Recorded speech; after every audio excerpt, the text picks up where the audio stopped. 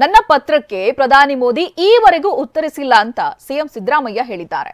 ಇನ್ನು ಎಸ್ಐಟಿ ಪತ್ರದ ಬೆನ್ನಲ್ಲೇ ವಿದೇಶಾಂಗ ಸಚಿವಾಲಯ ಪ್ರಜ್ವಲ್ಗೆ ಶೋಕಾಸ್ ನೋಟಿಸ್ ನೀಡಿದ್ದು 10 ದಿನದೊಳಗೆ ಉತ್ತರಿಸಲು ಸೂಚಿಸಿದೆ. ಇದೆಲ್ಲವನ್ನು ನೋಡೋಣ ಪಾಸ್ಪೋರ್ಟ್ ರಗಳೆ ನ್ಯೂಸ್ ಎಕ್ಸ್‌ಪ್ರೆಸ್‌ನಲ್ಲಿ. ಪ್ರಜ್ವಲ್ ಪಾಸ್ಪೋರ್ಟ್ ರದ್ದುಗೊಳಿಸುವಂತೆ ಆಗ್ರಹಿಸಿ ಪ್ರಧಾನಿ ಮೋದಿಗೆ ಸಿಎಂ ಸಿದ್ದರಾಮಯ್ಯ 2 ಪತ್ರ ಬರೆದಿದ್ದಾರೆ. ಆದರೆ ಇದುವರೆಗೂ ನನ್ನ ಪತ್ರಕ್ಕೆ ಉತ್ತರ ಬಂದಿಲ್ಲ ಅಂತ ಸಿಎಂ ಸಿದ್ದರಾಮಯ್ಯ ಹೇಳಿದ್ದಾರೆ. ಮೈಸೂರಿನಲ್ಲಿ ಮಾತನಾಡಿದ ಅವರು, ಒಬ್ಬ ಸಿಎಂ ಪತ್ರ ಬರೆದಾಗ ಉತ್ತರ ಕೊಡ್ತಾರೆಂದು ವಿಶ್ವಾಸವಿದೆ. ನೋಡೋಣ 2ನೇ ಪತ್ರಕ್ಕಾದ್ರೂ ಉತ್ತರ ಕೊಡ್ತಾರಾ ಅಂತ ಹೇಳಿದ್ರು. ಎಲೆಕ್ಟೆಡ್ ಗವರ್ನಮೆಂಟ್ ಪ್ರೈಮ್ ಮಿನಿಸ್ಟರ್ಗೆ ಪತ್ರ ಬರೆದಾಗ, ಒಬ್ಬ ಮುಖ್ಯಮಂತ್ರಿ ಪತ್ರ ಬರೆದಾಗ ಸ್ವಾಭಾವಿಕವಾಗಿ ಉತ್ತರ ಕೊಡ್ತಾರೆ ಅಂತ ನಂಬಿಕೆ ಇದೆ, ವಿಶ್ವಾಸ ಇದೆ. ಅವ್ರಿಗೂ ಈ ಮೊದಲನೇ ಪತ್ರಕ್ಕೆ ಉತ್ತರ ಕೊಟ್ಟಿಲ್ಲ, 2ನೇ ಪತ್ರಕ್ಕೆ ಉತ್ತರ ಕೊಡ್ತಾರಾ ಇಲ್ವ ಅಂತ ನೋಡೋಣ. ರಾಹುಲ್ ಗಾಂಧಿ ಪ್ರಜ್ವಲ್ ರೇವಣ್ಣ ಮನೆಯವರಿಗೆ ಹೇಳದೆ ವಿದೇಶಕ್ಕೆ ಹೋಗಿದ್ದಾನಾ ಅಂತ ಸಿಎಂ ಸಿದ್ದರಾಮಯ್ಯ ಪ್ರಶ್ನಿಸಿದ್ದಾರೆ. ಮೈಸೂರಿನಲ್ಲಿ ಮಾತನಾಡಿದ ಅವರು, ಹಾಸನದಲ್ಲಿ ಪ್ರಚಾರದ ವೇಳೆ ಪ್ರಜ್ವಲ್ ನನ್ನ ಮಗ ಅಂದ್ಕೊಂಡು ಗೆಲ್ಸಿ ಅಂತ ಎಚ್.ಡಿ. ಕುಮಾರಸ್ವಾಮಿ ಹೇಳಿದ್ರು. ಆದ್ರೀಗ ಆತ ಅಪರಾಧಿಯಲ್ಲ, ಆರೋಪಿಯಷ್ಟೇ ಅಂತಿದ್ದಾರೆ ಅಂತ ಸಿದ್ದರಾಮಯ್ಯ ಕಿಡಿಕಾರಿದ್ರು. ಗೊತ್ತಿಲ್ಲದೆ ಹೊರಟೋದ್ರ ಅವನು ಪ್ರಜ್ವಲ್ ರೇವಣ್ಣ ಮನೆಯವ್ರಿಗೆ ಯಾರಿಗೂ ಹೇಳದೆ ಹೊರಟೋಗಿದ್ದಾನ? ಹೇಳಪ್ಪ, ನೀನೇ ಹೇಳು. ಪ್ರಚಾರ ಮಾಡಕ್ಕೆ ಹೋಗಿ ಇವ್ರು ನನ್ನ ಮಗ ಅಂತ ತಿಳ್ಕೊಳ್ಳಿ ಅಂತ ಹೇಳಿದ್ದು ಆಗ ಸಂಪರ್ಕ ಅಲ್ವ ಅದು?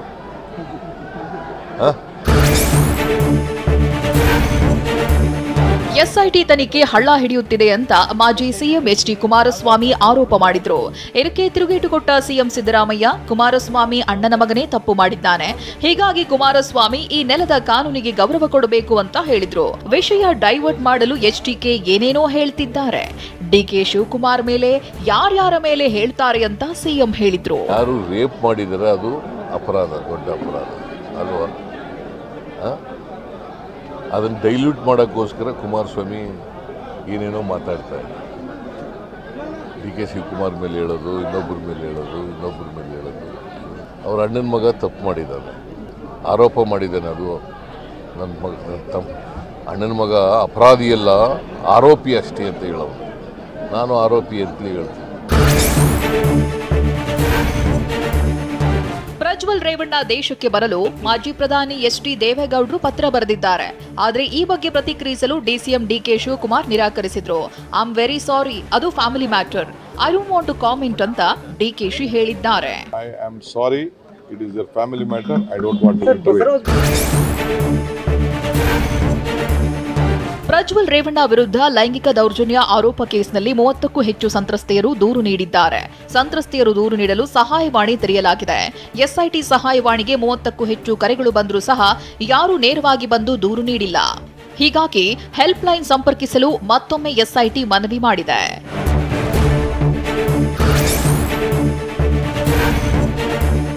ಪ್ರಜ್ವಲ್ ಕೇಸ್ನಲ್ಲಿ ಎಸ್ಐಟಿ ಹೆಲ್ಪ್ ಲೈನ್ಗೆ ಕರೆ ಮಾಡುವ ಸಂತ್ರಸ್ತೆಯ ಮಾಹಿತಿಯನ್ನ ಗೌಪ್ಯವಾಗಿಡುವುದಾಗಿ ಅಧಿಕಾರಿಗಳು ಭರವಸೆ ನೀಡಿದ್ದಾರೆ. ಸಂತ್ರಸ್ತೆಯರ ಗುರುತು ಮತ್ತು ಮಾಹಿತಿಯನ್ನ ಗೌಪ್ಯವಾಗಿಡ್ತೇವೆ, ನೀವು ನೇರವಾಗಿ ಎಸ್ಐಟಿ ಅಧಿಕಾರಿಗಳನ್ನ ಸಂಪರ್ಕಿಸಬಹುದು ಅಂತ ಭರವಸೆ ನೀಡಿದ್ದಾರಂತೆ.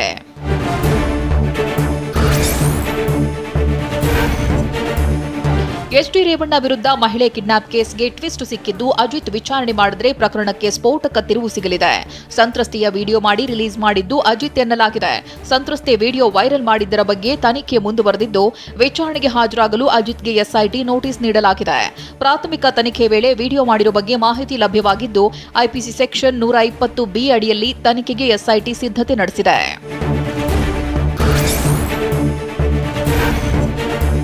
ಭವಾನಿ ರೇವಣ್ಣ ಅವರೇ, ಪ್ರಜ್ವಲ್ ನೀವು ಹೆತ್ತ ಮಗ, ಆತನಿಗೆ ಕೂಡಲೇ ದೇಶಕ್ಕೆ ಬರೋಕೆ ಹೇಳಿ ಅಂತ ಹೋರಾಟಗಾರ ಎಚ್.ಕೆ. ಸಂದೇಶ್ ಹೇಳಿದ್ದಾರೆ.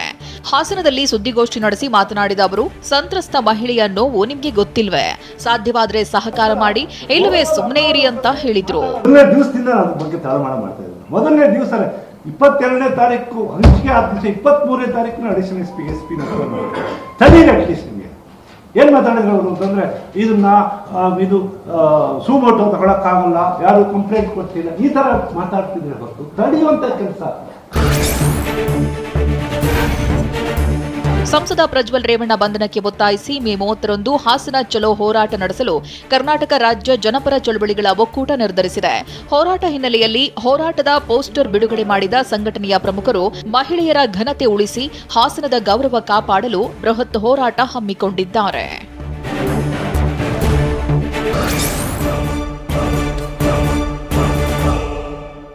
ಪ್ರಜ್ವಲ್ ರೇವಣ್ಣನನ್ನ ವಿದೇಶಕ್ಕೆ ಓಡಿ ಹೋಗಲು ಬಿಟ್ಟಿದ್ದೇ ಸಿದ್ದರಾಮಯ್ಯ ಅಂತ ವಿಪಕ್ಷ ನಾಯಕ ಆರ್ ಅಶೋಕ್ ಹೇಳಿದ್ದಾರೆ.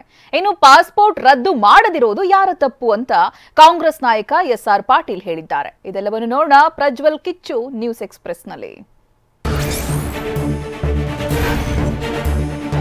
ಪ್ರಜ್ವಲ್ ರೇವಣ್ಣ ಪಾಸ್ಪೋರ್ಟ್ ರದ್ದುಗೊಳಿಸುವಂತೆ ಸಿಎಂ ಸಿದ್ದರಾಮಯ್ಯ ಪ್ರಧಾನಿ ಮೋದಿಗೆ 2ನೇ ಪತ್ರ ಬರೆದಿದ್ರು. ಇದಾದ ಬೆನ್ನಲ್ಲೇ ಅಲರ್ಟ್ ಆದ ವಿದೇಶಾಂಗ ಸಚಿವಾಲಯ ಪ್ರಜ್ವಲ್ಗೆ ನೋಟಿಸ್ ನೀಡಿದೆ.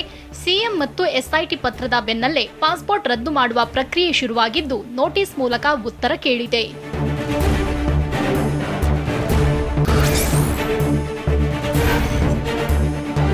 ವಿದೇಶಕ್ಕೆ ಪ್ರಜ್ವಲ್ ರೇವಣ್ಣ ಓಡಿ ಹೋಗಲು ಬಿಟ್ಟಿದ್ದೇ ಸಿಎಂ ಸಿದ್ದರಾಮಯ್ಯ ಅಂತ ವಿರೋಧ ಪಕ್ಷದ ನಾಯಕ ಅಶೋಕ್ ವಾಗ್ದಾಳಿ ನಡೆಸಿದ್ರು. ಬೆಂಗಳೂರಿನಲ್ಲಿ ಮಾತನಾಡಿದವರು, ಮತದಾನ ಮಾಡಿ ಬಂದಾಗ ಬಂಧಿಸದೆ ಕತ್ತೆ ಕಾಯ್ತಿದ್ರ, ಕ್ಲೋಸ್ ಡೋರ್ ಸಭೆ ಮಾಡಿ ನಿಯೋಜಿತ ಪ್ಲಾನ್ ಮಾಡಿದ್ರು, ಪ್ರಜ್ವಲ್ ಹಿಡಿಯದಿದ್ರೆ ಮೋದಿ ದೂಷಣೆ ಮಾಡಬಹುದೆಂಬ ಪ್ಲಾನ್ ಮಾಡಿದ್ದಾರೆ ಎಂದು ಟೀಕಿಸಿದ್ರು. ಮೋದಿಯನ್ನ ಇಲ್ಲಿ ತರಬೇಕು ಪಿಕ್ಚರ್ಗೆ, ಅದಕ್ಕೋಸ್ಕರ ಮಾಡಿರೋದು.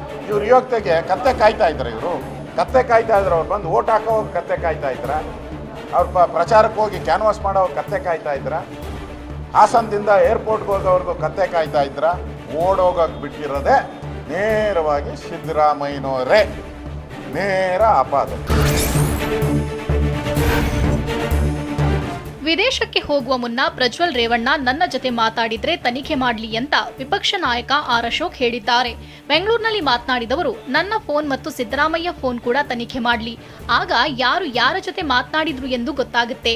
ನಾವು ಅದಕ್ಕಾಗಿಯೇ ಸಿಬಿಐಗೆ ಕೊಡಿ ಅಂತ ಹೇಳ್ತಿದ್ದೇವೆ ಅಂತ ಅಶೋಕ್ ಹೇಳಿದ್ರು. ನನ್ನ ಭೇಟಿ ಮಾಡಿದ್ರೆ ನಾನೇ ಕೇಳ್ತಾ ಇದ್ದೆ ತನಿಖೆ ಮಾಡು ಅಂತ, ಅದಕ್ಕೆ ಸಿಬಿಐ ತನಿಖೆ ಕೊಡಿ ಅಂತ. ಯಾರ ಫೋನ್? ನನ್ನ ಫೋನ್ ತಗೊಂಡ್ಲಿ. ನನ್ನ ಫೋನ್ ಕಾಲ್ನೂ ರೇವಣ್ಣ ಅವರು ನನಗೆ ಎಷ್ಟು ಸರಿ ಮಾಡಿದ್ರು, ಪ್ರಜ್ವಲ್ ರೇವಣ್ಣ ನನಗೆ ಎಷ್ಟು ಸರಿ ಮಾಡಿದ್ರು ತಗೊಂಡ್ಲಿ, ಮುಖ್ಯಮಂತ್ರಿಗಳಿಗೆ ಎಷ್ಟು ಸರಿ ಮಾಡಿದ್ರು ತಗೊಂಡ್ಲಿ, ಗೊತ್ತಾಗ್ತದೆ. ಓಡೋಗಿ ಬಿಟ್ಟಿದ್ಯಾರಪ್ಪ. ಪೆನ್ ಡ್ರೈವ್ ಬಂದು 2 ತಿಂಗಳಾಯ್ತು. 2 ತಿಂಗಳಿಂದನೇ ಅರೆಸ್ಟ್ ಮಾಡ್ಬೋದಾಯ್ತಲ್ಲ.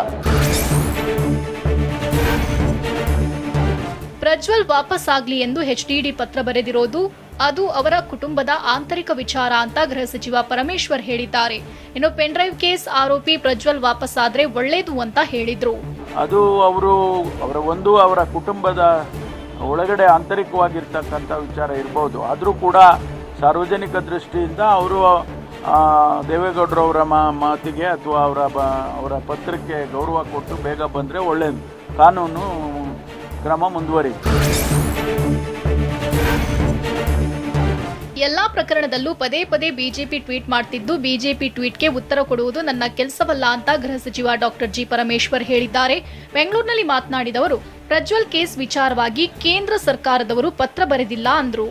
ಎಲ್ಲರೂ ಟ್ವೀಟ್ ಮಾಡಿದ್ದಕ್ಕೆಲ್ಲ ಉತ್ತರ ಕೊಟ್ಕೊಂಡು ಕೂತ್ಕೊಳ್ಳೋದಲ್ಲ ನನ್ನ ಕೆಲಸ. ಕಾನೂನಿನ ಪ್ರಕಾರ ಏನು ಕ್ರಮ ತಗೋಬೇಕು ಆಗ ಅದನ್ನು ಮಾಡ್ತೇವೆ. ಅದರಲ್ಲೇನಾದರೂ ತಪ್ಪಿದ್ರೆ ಹೇಳಿ. SITನಲ್ಲಿ ಏನಾದರೂ ಲ್ಯಾಪ್ಸಸ್ ಇದ್ದರೆ ಅದನ್ನು ಹೇಳಿ ನಮಗೆ, ನಾವು ಅದನ್ನು ಸರಿಪಡಿಸ್ತಕ್ಕಂಥ ಕೆಲಸ ಮಾಡ್ತೀವಿ. ಪೊಲೀಸ್ ಇಲಾಖೆಯಲ್ಲಿ ಲ್ಯಾಪ್ಸಸ್ ಇದ್ದರೆ ನಮ್ಗೆ ಹೇಳಿ. ಸುಮ್ಮನೆ ಅವರೊಂದು ಟ್ವೀಟು ಇವರೊಂದು ಟ್ವೀಟು ಮಾಡ್ತಾನೆ ಇರ್ತಾರೆ, ಅದಕ್ಕೆಲ್ಲ ನಾನು ಉತ್ತರ ಕೊಡೋಕ್ಕಾಗಲ್ಲ. ಪೆನ್ಡ್ರೈವ್ ಕೇಸ್ನಲ್ಲಿ ಪ್ರಧಾನಿ ಮೋದಿಗೆ ಸಿಎಂ ಸಿದ್ದರಾಮಯ್ಯ 2 ಬಾರಿ ಪತ್ರ ಬರೆದಿದ್ದಾರೆ. ಆದರೂ ಪಾಸ್ಪೋರ್ಟ್ ರದ್ದಾಗಿಲ್ಲ. ಪಾಸ್ಪೋರ್ಟ್ ರದ್ದು ಮಾಡದಿರುವುದು ಯಾರ ತಪ್ಪು ಅಂತ ಕಾಂಗ್ರೆಸ್ ನಾಯಕ ಎಸ್ಆರ್ ಪಾಟೀಲ್ ಹೇಳಿದ್ದಾರೆ. ಬಾಯಿಗೆ ಬಂದಂತೆ ಮಾತಾಡಿ ಗೂಬೆ ಕೂರಿಸುವುದು ಒಳ್ಳೆಯದಲ್ಲ, ಕಾನೂನಿನ ಮುಂದೆ ಎಲ್ಲರೂ ಕೂಡ ಒಂದೇ ಅಂತ ಹೇಳಿದ್ರು. ಮುಖ್ಯಮಂತ್ರಿಗಳು 2 ಸಾರಿ ಪತ್ರ ಬರೆದಿದ್ದಾರೆ ಕೇಂದ್ರಕ್ಕೆ. ಅವರು ಪಾಸ್ಪೋರ್ಟ್ ಕಾನ್ಫಿಸ್ಕೇಟ್ ಮಾಡಿ ಅವ್ರನ್ನ ಭಾಳಷ್ಟು ಕೇಸ್ನಲ್ಲಿ ಇನ್ವಾಲ್ವ್ ಆಗಿದ್ದಾರೆ. ಅದಕ್ಕೆ ಅವ್ರನ್ನ ವಾಪಸ್ ಕರೆಸುವಂಥ ವ್ಯವಸ್ಥೆ ಆಗಬೇಕು. ನೀವು ಪಾಸ್ಪೋರ್ಟ್ ಇಂಪೌಂಡ್ ಮಾಡಿ ಅದನ್ನು ಕಾನ್ಫಿಸ್ಕೇಟ್ ಮಾಡಂದ್ರೆ 2 ಲೆಟ್ರ್ ಬರೆದ್ರು ಇನ್ನೂ ಕಾನ್ಫಿಸ್ಕೇಟ್ ಮಾಡಿಲ್ಲ. ಯಾರು ತಪ್ಪು? ಬಾಯಿಗೆ ಬಂದ ಹಾಗೆ ಯಾರ ಮೇಲೆ ಗೂಬೆ ಕೂಡಿಸುವಂಥ ಕೆಲಸ ಮಾಡಬಾರ್ದು.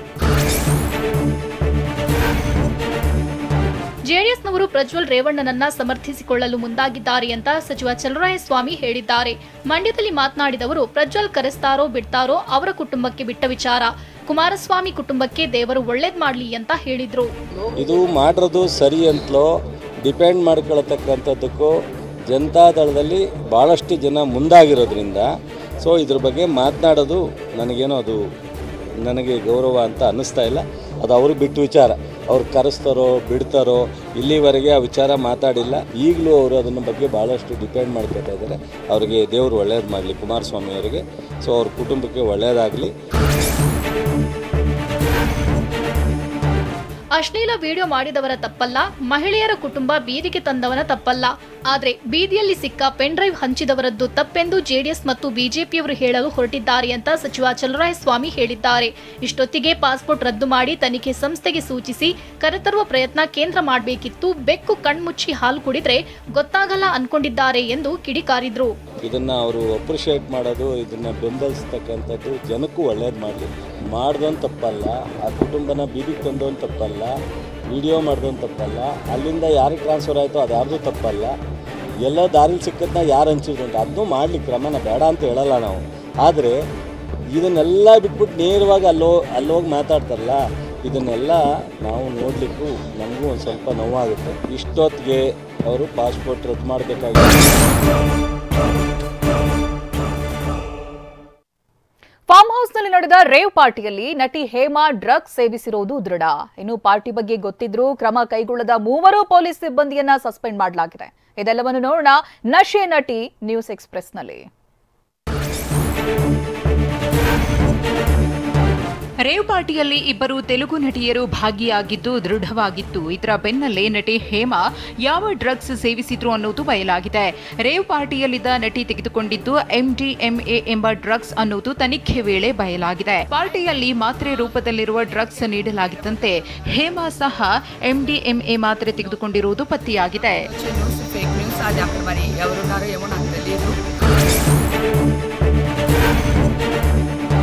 ನಟಿ ಹೇಮಾ ಡ್ರಗ್ಸ್ ಸೇವನೆ ಬಳಿಕ ಮತ್ತೊಬ್ಬ ನಟಿ ಆಶಿ ರಾಯ್ ಕೂಡ ಡ್ರಗ್ಸ್ ಸೇವಿಸಿರೋ ಅನುಮಾನ ವ್ಯಕ್ತವಾಗಿತ್ತು. ಆದರೆ ಬ್ಲಡ್ ರಿಪೋರ್ಟ್ನಲ್ಲಿ ನಟಿ ಆಶಿ ರಾಯ್ ಡ್ರಗ್ಸ್ ಸೇವನೆ ಮಾಡಿಲ್ಲ ಅಂತ ನೆಗೆಟಿವ್ ರಿಪೋರ್ಟ್ ಬಂದಿದೆ.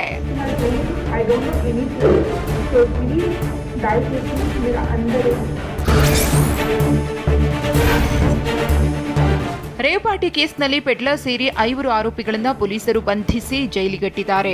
ಹೀಗಾಗಿ ಸದ್ಯ ಜೈಲಿನಲ್ಲಿರುವ 5 ಆರೋಪಿಗಳನ್ನು ವಶಕ್ಕೆ ಪಡೆದುಕೊಳ್ಳಲು ಸಿಸಿಬಿ ಅರ್ಜಿ ಸಲ್ಲಿಸಿದೆ. ಇಂದು ಸಿಸಿಬಿ ವಶಕ್ಕೆ ಪಡೆಯಲು ಅರ್ಜಿ ಸಲ್ಲಿಸಲಾಗಿದೆ.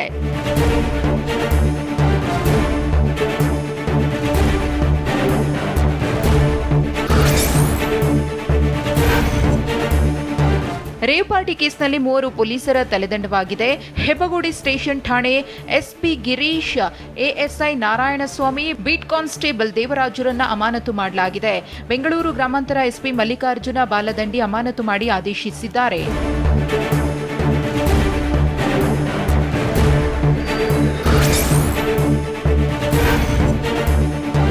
ರೇವ್ ಪಾರ್ಟಿ ನಡೆದಿದ್ರೂ ಪೊಲೀಸರು ಕರ್ತವ್ಯ ಲೋಪ ಎಸಗಿರುವುದು ಮೇಲ್ನೋಟಕ್ಕೆ ಬಯಲಾಗಿದೆ. ಹೀಗಾಗಿ ಡಿವೈಎಸ್ಪಿ ಇನ್ಸ್ಪೆಕ್ಟರ್ಗೂ ಬೆಂಗಳೂರು ಗ್ರಾಮಾಂತರ ಎಸ್ಪಿ ಮಲ್ಲಿಕಾರ್ಜುನ ಬಾಲದಂಡಿ ಮೆಮೊ ನೀಡಿದ್ದಾರೆ. ಇಷ್ಟೆಲ್ಲ ಆದರೂ ನಿಮ್ಮ ಗಮನಕ್ಕೆ ಯಾಕೆ ಬಂದಿಲ್ಲ, ಇದಕ್ಕೆ ಕಾರಣ ನೀಡಿ ಎಂದು ಚಾರ್ಜ್ ಮೆಮೊ ನೀಡಿದ್ದು ಡಿವೈಎಸ್ಪಿ ಇನ್ಸ್ಪೆಕ್ಟರ್ ಉತ್ತರ ಆಧರಿಸಿದ ಮೇಲೆ ಕ್ರಮ ಕೈಗೊಳ್ಳಲು ಮುಂದಾಗಿದ್ದಾರೆ.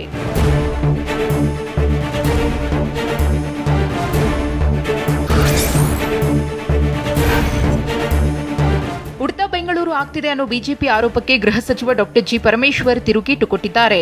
ನಾವು ಡ್ರಗ್ಸ್ ಮುಕ್ತ ಮಾಡುವುದಕ್ಕೆ ನೋಡ್ತಿದ್ದೇವೆ.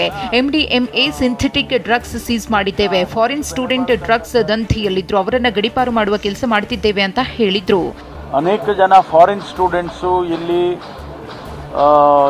ಈ ಡ್ರಗ್ಸ್ ದಂಧೆಯಲ್ಲಿ ಸೇರ್ಕೊಂಡಿದ್ದಂಥವ್ರನ್ನ ಡಿಪೋರ್ಟ್ ಮಾಡಿದ್ವಿ. ನಿರ್ಮಾಪಕ ಸೌಂದರ್ಯ ಜಗದೀಶ್ ಆತ್ಮಹತ್ಯೆ ಕೇಸ್ಗೆ ಟ್ವಿಸ್ಟ್ ಸಿಕ್ಕಿದ್ದು, ಜಗದೀಶ್ ವ್ಯವಹಾರಿಕ ಪಾಲುದಾರರ ವಿರುದ್ಧ ಎಫ್ಐಆರ್ ದಾಖಲಾಗಿದೆ. ಸೌಂದರ್ಯ ಜಗದೀಶ್ ಮನೆಯಲ್ಲಿ ಸಿಕ್ಕ ಡೆತ್ ನೋಟ್ ಆಧಾರದಲ್ಲಿ ಸುರೇಶ್, ಹೊಂಬಣ್ಣ, ಸುಧೀಂದ್ರ ವಿರುದ್ಧ ಎಫ್ಐಆರ್ ದಾಖಲಿಸಲಾಗಿದೆ. ಸೌಂದರ್ಯ ಕನ್ಸ್ಟ್ರಕ್ಷನ್ ಸಂಬಂಧ ಸುಮಾರು 60 ಕೋಟಿ ಬಿಸಿನೆಸ್ ಲಾಸ್ ಆಗಿತ್ತು. ಬಿಸಿನೆಸ್ ಲಾಸ್ಗೆ ಪಾಲುದಾರರು ಕಾರಣ ಅಂತ ಉಲ್ಲೇಖಿಸಲಾಗಿತ್ತು. ಡೆತ್ ನೋಟ್ ಆಧರಿಸಿ ಮಹಾಲಕ್ಷ್ಮಿ ಲೇಔಟ್ ಪೊಲೀಸ್ ಠಾಣೆಯಲ್ಲಿ ಜಗದೀಶ್ ಪತ್ನಿ ಶಶಿರೇಖಾ ದೂರು ದಾಖಲಿಸಿದ್ರು. ಇದರ ಬೆನ್ನಲ್ಲೇ ದೂರು ನೀಡಲಾಗಿದೆ.